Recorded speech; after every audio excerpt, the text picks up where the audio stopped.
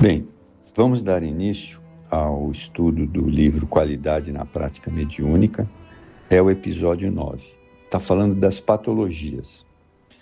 Observadores, estudiosos de gabinetes e diversos aprendizes da mensagem espírita asseveram que as tarefas mediúnicas de socorro aos desencarnados cristalizam psicoses nos médiuns, libertam os doentes desencarnados e encarceram em enfermidades perigosas os intermediários, ou seja, os médiuns, transmitindo-lhes sensibilidades, desequilíbrios que os fazem exóticos. Tem fundamento essas alternativas?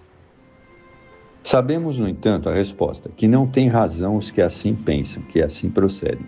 O médium espírita tem conhecimento, através da doutrina que professa, dos antídotos e dos medicamentos para a manutenção do próprio equilíbrio. É só muita prece, andar na linha, e seguir aquilo que Kardec nos orientou. E, acima de tudo, o exemplo de Jesus. Não há dúvida de que médiuns existem em todos os departamentos humanos, com desalinho mental, de alta mostra, e, em razão disso, também nas células espíritas de socorro, eles aparecem na condição, todavia, de enfermos em tratamentos especiais e demorados. Já vieram em tormentos e se demoram sem qualquer esforço de renovação interior. O Espiritismo é, antes de tudo, lar-escola, hospital-escola, santuário-escola para aprendizagem, saúde e elevação espiritual. Então, eu diria que o estudo da doutrina nos faz clarear a mente, sobre, primeiro, os ensinamentos de Jesus, segundo, sobre o nosso dia a dia na vida, respeitando as pessoas como gostaríamos de ser respeitados, que hoje está difícil, Mas vamos continuar aqui.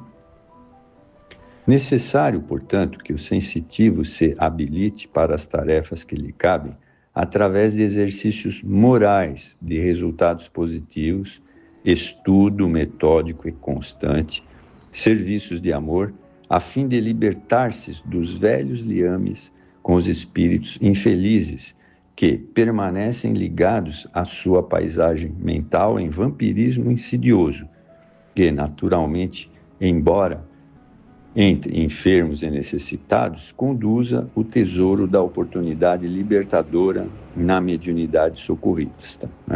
Isso está em Dimensões da Verdade, de Joana de Ângeles. É bem isso. Então, como eu falei, nos dá uma perspectiva diferente do mundo em que vivemos. A gente, normalmente, antes de conhecer a doutrina espírita, fica ligado ao nosso mundinho, aquilo que está ao nosso redor, aquilo que nós possamos olhar. Mas, conhecendo a doutrina espírita, a nossa mente se expande. Nós percebemos que nós não podemos ficar no nosso mundinho. Por quê? Porque nós temos que ampliar a nossa visão para o país inteiro, para o mundo inteiro e para o universo inteiro. E aí, assim é que a gente cresce espiritualmente. Bom, mas continuando aqui, vamos falar um pouco de sintonia. O que poderá ser feito pelo médium para sintonizar com os espíritos instrutores que supervisionam a sua tarefa mediúnica? Bom, só para fazer um parênteses, a gente sabe que quem tem a mediunidade de serviço, ela foi preparada lá no plano espiritual. Então, nos livros de André Luiz é mostrado claramente que a espiritualidade gasta 10, 15, 20 anos nos treinando antes da encarnação para exercermos a mediunidade. E aqueles como Chico Xavier e Divaldo Franco, nossa, o treinamento é muito maior, não é 10, 20, 15 anos, são 100, 150 anos. Mas vamos lá a resposta.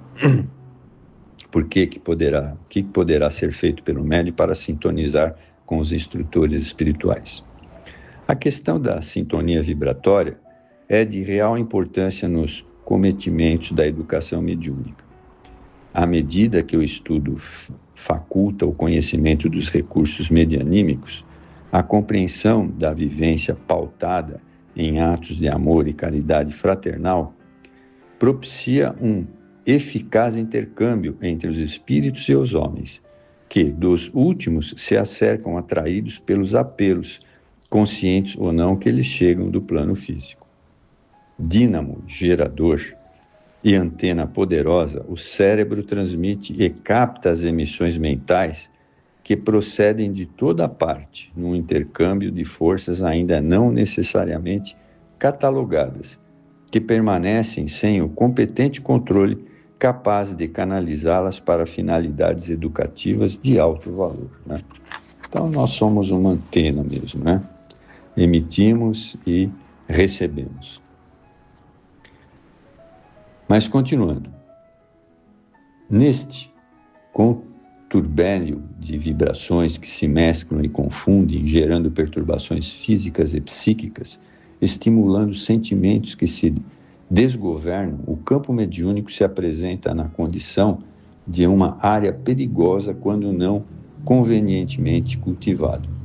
Em razão desse interrelacionamento vibratório, mentes desencarnadas, ociosas ou más estabelecem conúbios que desarticulam o equilíbrio dos homens, dando gênese a problemas graves nos diversos e complexos setores da vida.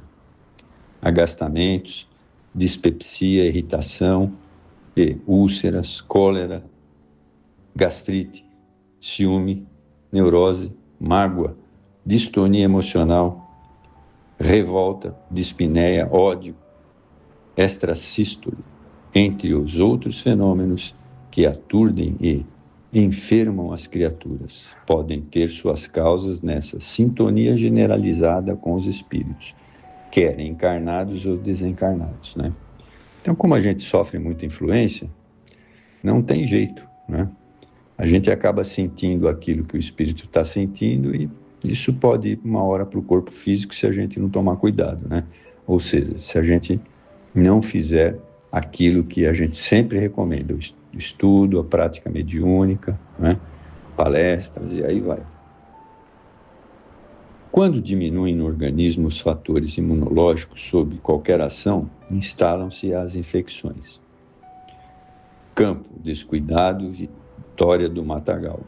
Água sem movimento, charco em triunfo. Órgãos que não funcionam, atrofia em instalação.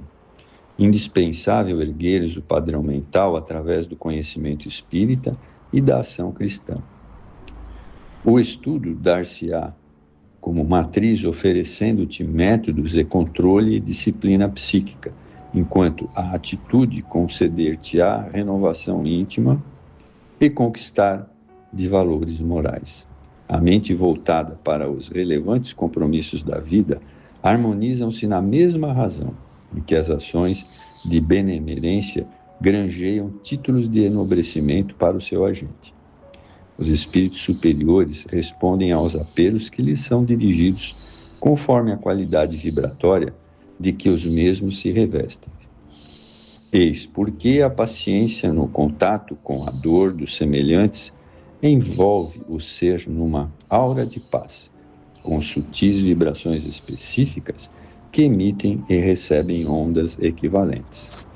Da mesma forma, a atitude pacífica e pacificadora, exercida através de caridade, como materializações do amor fraterno, perdão indistinto, compreensão das faltas dos outros, deficiências alheias, proporcionam um clima vibratório que atrai entidades elevadas, interessadas no progresso do mundo e das criaturas que nele habitam. Mente e sentimentos cultivando o estudo e o bem, transformam-se em usina de elevado teor, captando mensagens superiores que trabalham para o bem geral, né? Então, vejam, tudo converge ao mesmo tema, né? A gente, para ter equilíbrio, precisa estudar a prática de ir ao centro espírita, o evangelho no lar, fazer caridade. Tudo isso faz com que nós possamos entrar em sintonia com aqueles espíritos superiores, porque agindo assim, eles se conectam com os médiuns automaticamente. Então, é o que nós devemos praticar. Bom, eu vou terminar por aqui, a gente continua um próximo momento. Muito obrigado, espero que tenha sido interessante para vocês.